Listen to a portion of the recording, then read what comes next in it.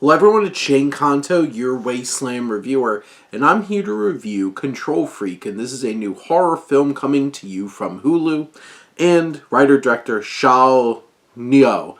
And this film focuses on the story of Val, a inspirational, motivational speaker, played by Kelly Marie Tran, who is constantly digging into the back of her skull with this unrelenting itch, and she sees this big black creature and countless ants everywhere, and she's really being driven crazy. In this film, I think it certainly has its eerie moments, and I think Nuo does a good job of really capturing an eerie and off-putting experience. The creature design is certainly off-putting and unnerving, and you have moments that will legitimately crawl up under your skin, maybe because of the ants, and really dig up in there and put you on edge. So there's definitely atmosphere here, and I think some really solid filmmaking to pull this together.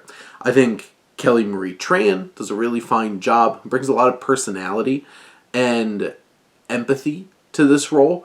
We see her going through something, and it's also very disturbing when it shows her playing around with that hole in her head, and it's gross, it's disgusting, but like I said, there's certainly some elements that push your limits, for sure. And what's this all about?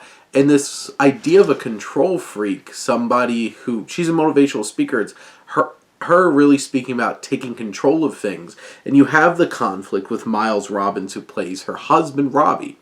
You have that conflict that really is the core conflict, but you also have Tran's character Val and her tumultuous relationship with her father, played by Toan Lee, and there's some really big emotional beats that come out of that conflict, those different kinds of elements of the story. This film is certainly filled with atmosphere, creepiness, and some good performances that stand out.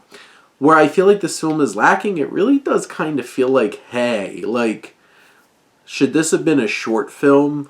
Because I feel like there's specific pieces, there's a big moment with her doing her motivational speech with what's going on with her and how that happens, and that would be really compelling, but as a feature, this feels too stretched out, too thin, too clunky. And if it's not reaching any of those things, really how effective and impactful can this film be? It has its moments, it has its strong elements, but it does feel lacking narratively and from this experiential perspective that at the end of the day, this is a rock-solid, straight-to-streaming kind of horror thriller that, if you like some creepy elements and some grotesque body horror, this has some of that going for it. And, it's worth, at least if you're a fan of horror films, it's worth a watch. But those are my thoughts on Control Freak. Let me know what you think and let's talk some movies.